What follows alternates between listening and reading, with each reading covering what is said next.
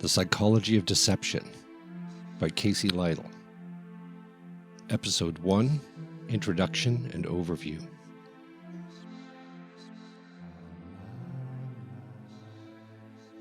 Introducing a new series. Where are we going with this one? Unlike the other two series I'm doing here, Debunked and Psychology of Murder, both of which are based on books of the same name and meant to be supplements to those books, this is an ongoing project that I had going on long before those two, that it is not in book form and may never be, although it's one I've kicked around for a long time. And I just thought I'll start bringing this content here now and see if it falls together in a certain way. So it's not based on any existing book. It is based, like Psychology of Murder originally was, on a class I did of that same name. I did a class for several years on Psychology of Deception, and this is based on the framework of that class. So we'll be looking at things such as defining the parameters of deception. What are we talking about?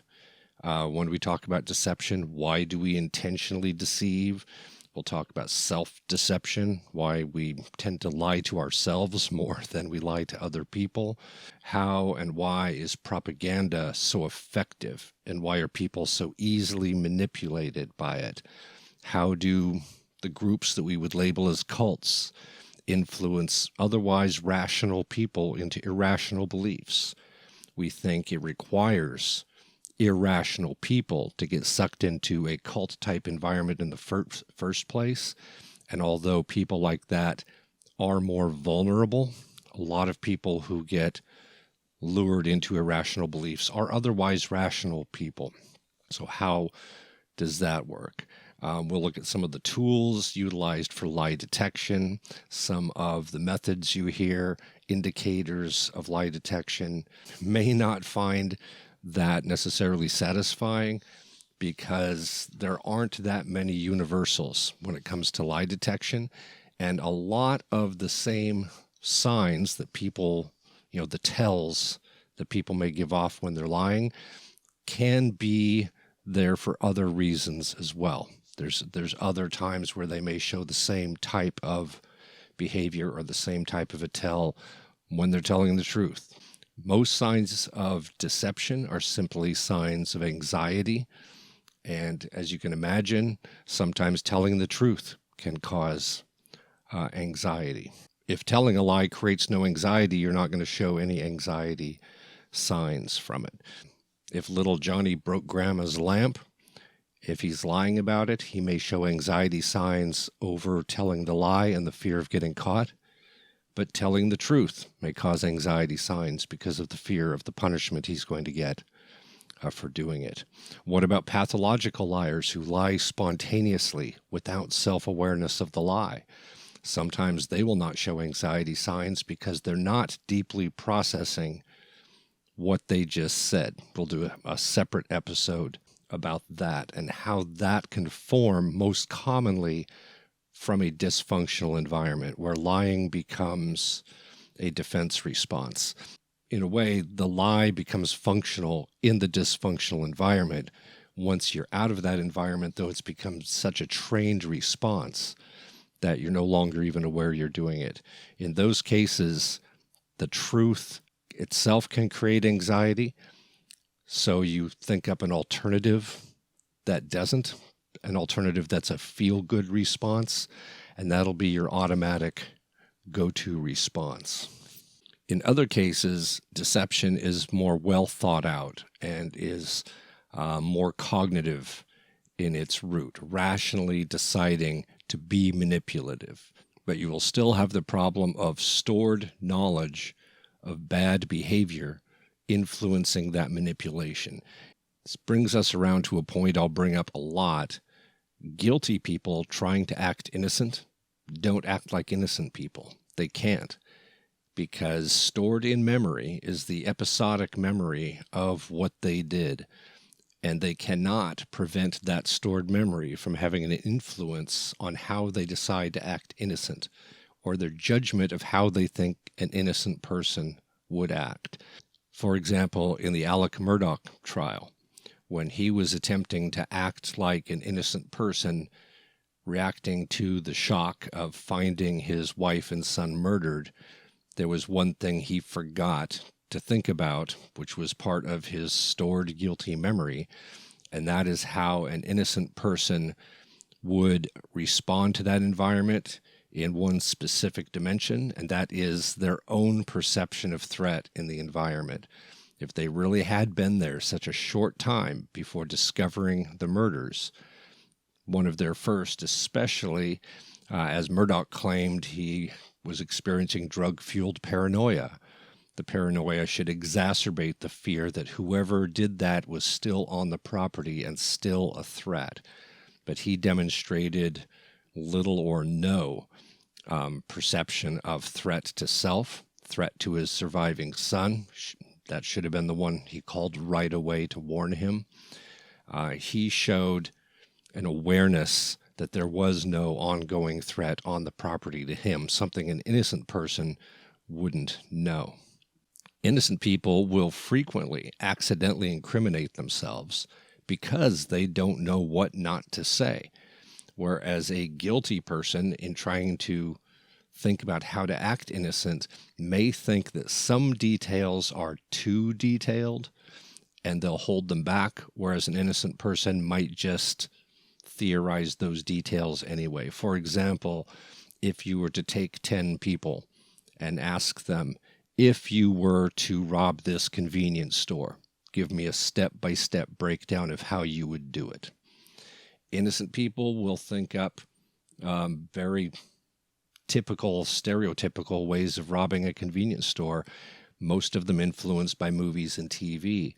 In this specific kind of question, there are a limited number of ways to rob a convenience store. They will accidentally, without knowing they're doing it, hit on some details that you might think the person who did it would be the only one to know those details. If among those 10 is a guilty person who did do it, they will leave out details that the innocent people would just theorize themselves. They will look too innocent.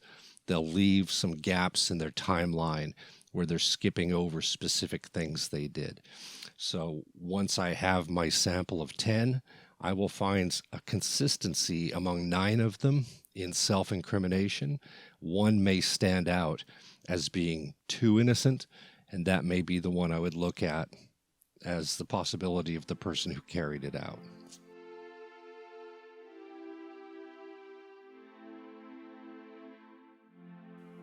One of the most frustrating things for people about lie detection is that the best way to detect deception is to know what the person looks like when they're telling the truth, because there's a lot of individual variation in people's facial expression and body language when they're communicating.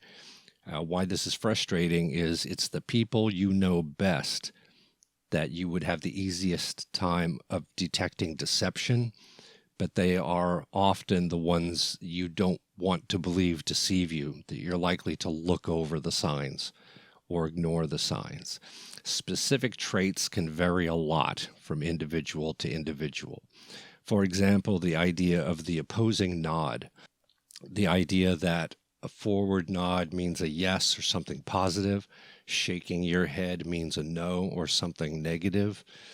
That is pretty consistent.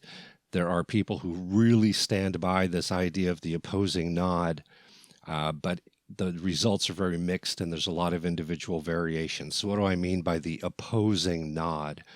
If someone is saying something, but they have that head movement that goes the opposite direction, such as, did you steal my lunch? And someone says, no. They say no, they're denying it, but they're giving a positive yes nod forward. Or if someone says, do you love me? And you say yes.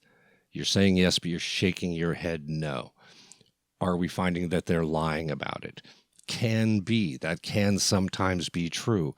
But people also have kind of just normal unconscious mannerisms in head movement as well. The forward one does not always mean yes or positive. Quite often we use a forward nod for emphasis. such as when telling someone, no, do it now, putting the head forward as a sign of emphasis for that. In 2 of my psychology of deception classes, I gave them a homework assignment looking for the opposing nod, and I had them pick a partner, not someone in the class, but someone they knew, someone at home that could help them with it. And that person was supposed to come up with 10 questions for the student to ask them. That person would decide which questions they were going to tell the truth about and which ones they were going to be deceptive about. And the student, in asking the questions, was supposed to be looking for opposing nod to see if it was a giveaway. In some cases it was, and in some cases it wasn't. We didn't have a statistic, that was an unofficial study, but we did not get statistically significant results on that because it can be a mannerism.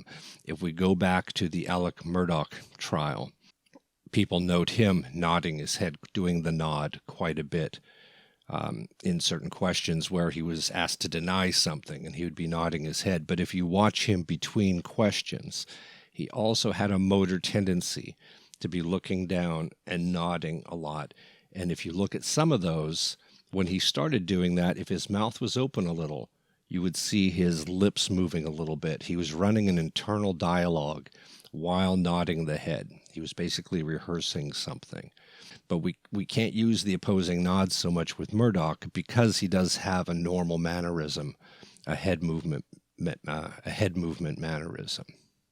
Similar to that, we're going to find when it comes to eye gaze aversion, the idea that people look away when they're lying. Eye gaze aversion is also a sign of cognitive load. That can also mean you're lying, thinking up a lie. It can also simply mean that you're having to think deeply for an honest response.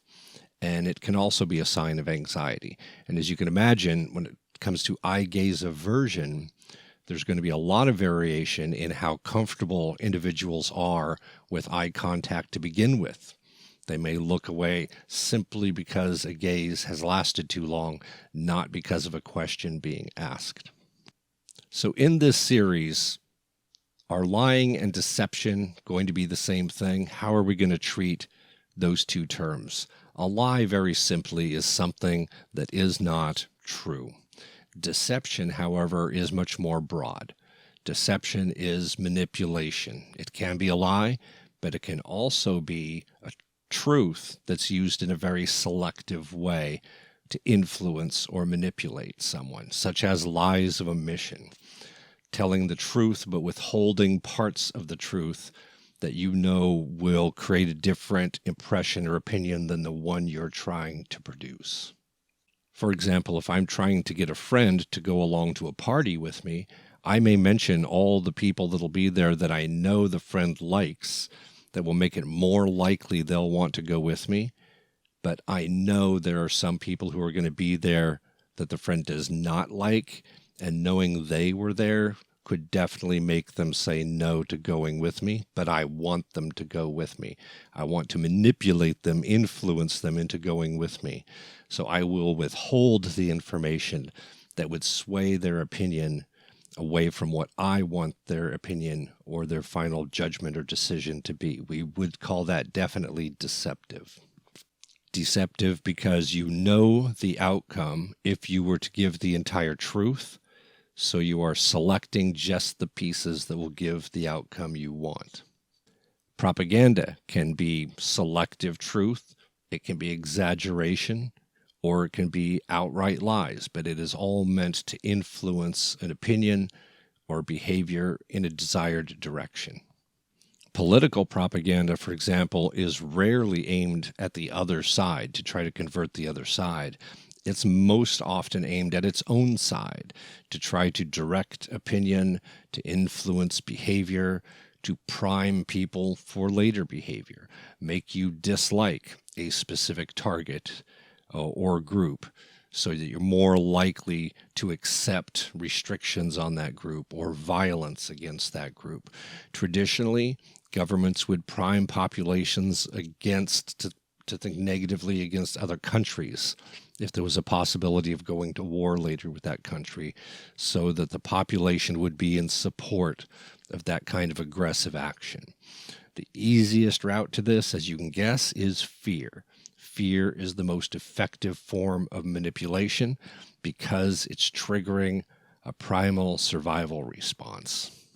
If I can make out a group or individuals to be a threat to you, to make you feel they're a threat to you, demonize them in some way, you will have more negative opinion of them.